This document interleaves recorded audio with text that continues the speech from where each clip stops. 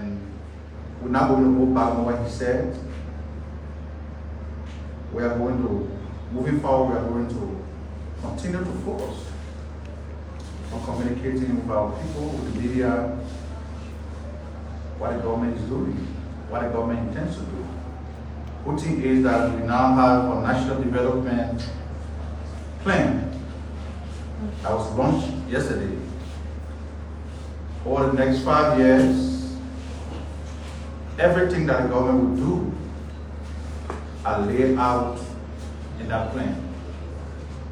We also have the county development agenda that was launched yesterday, or they are incorporated within the national development plan that was launched yesterday. So it's a good thing that the 15 counties of Liberia now have a county development agenda. I have to say that this idea of a county development agenda originated in the former regime of the Unity Party, where county development funds were made available to carry out developmental projects in rural counties. And to a greater extent, we saw that that was successful until the pendulum of power shifted, and then we went back to stage one. But today, we can report that the country is on an irreversible path to progress, especially with the launch of this arrest agenda for inclusive development. Now there are people who are eager to know what is in the agenda for the Liberian people, and how does the government intend to accomplish the very ambitious vision that are laid out in the AARD. It is a voluminous document. We are going to take time to explain it to the people, because we expect that in the end, our people should hold us accountable. And that is why you have the structure that have been set, that have been established for the implementation of this agenda, this development plan. You have a technical team that will be basically focused on monitoring and evaluating the progress made thus far. So like I said, it's a very huge document. It has been published on the project dashboard of the Ministry of Finance and Development Planning. And I'm sure you members of the press already have a copy of that document in your possession. It's a public document, so you have to take it to be able to constructively engage the government on how she's going about implementing a vision for the country. So it's available on the project dashboard of the Ministry of Finance. We encourage members of the public to take advantage of that. To know what is in the agenda, go there, download it, read it, and know what is there for you, the Liberian people. So let me just, it's going to be very brief today, because we want to concentrate the national conversation on the arrest agenda. So we're not going to be talking a lot of things. I'm going to be giving you a picture of what the arrest agenda for inclusive development is. So I'm not going to be long. Yesterday was a great milestone achieved by the government of Liberia with the launch of the arrest agenda for inclusive national development. This national development plan is a framework that revolves on 6 strategic pillars. Economic transformation. The economic transformation pillar emphasizes investment, job creation, increasing growth in export and import, substitution through industrialization. Key targets are increasing the GDP per capita to $1,050.3 United States dollars, thus achieving an annual GDP growth of 5.9%, diversifying economic output, and enhancing food and nutrition security for the lions. So the other day while the press conference, somebody asked, how many jobs have the government created?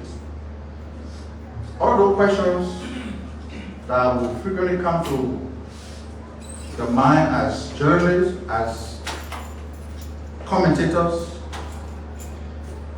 Pillar 1 of the arrest agenda for inclusive development, which focuses on economic transformation, will seek to address that.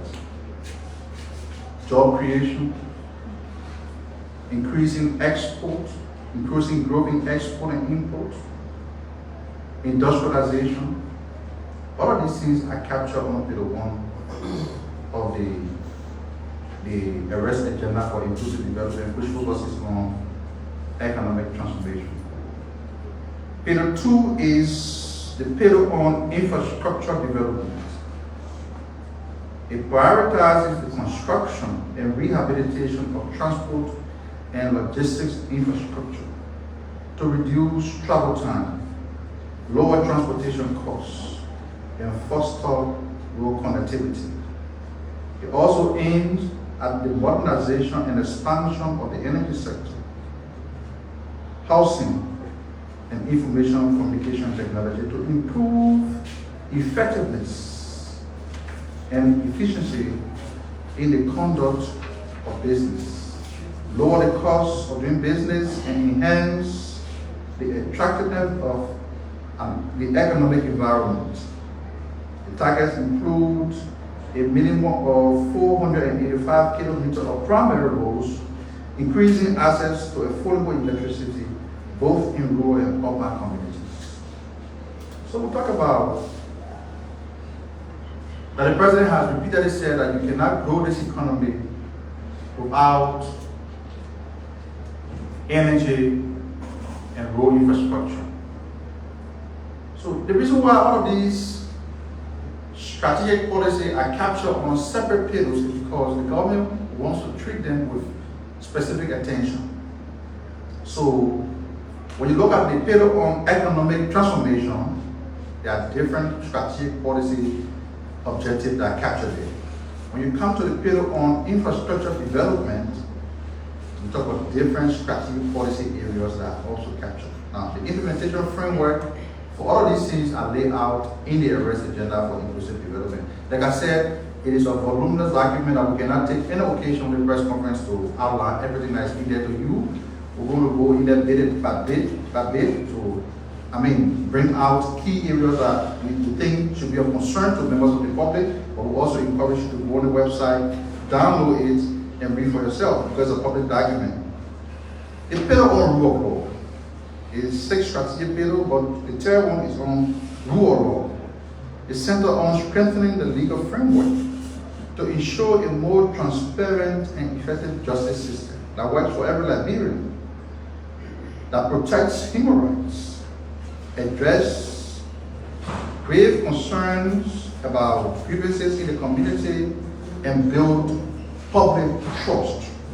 So the pillar on rule of law is being treated separately now, unlike other previous development plans, where governance and the rule of law were moving together on the same pillar. This arrest agenda for inclusive development treats rule of law as a separate pillar. It treats rule of law as a separate pillar because we do believe that in order for our democracy to be sustained, there has to be respect for the rule of law. Regardless of our political differences might be, we have to respect the rule of law. And how do we do it? We need to strengthen the courts. There are reports that the judiciary is very weak, that justice cannot be dispensed impartially. They have adapted. The judiciary got a 5-year strategic plan. That 5-year strategic plan is also encapsulated in this arrest agenda for national inclusive development. So the rule of law is being treated as a separate pillar, which is good for our country. Then you have the 4th pillar on governance and anti-corruption. The pillar on governance and anti-corruption focuses on creating a functional state by enhancing the governance systems and accountability at national and sub-national levels, fostering political stability and social cohesion. So yes, everything we're talking about cannot be done outside an atmosphere that encourages transparency and accountability.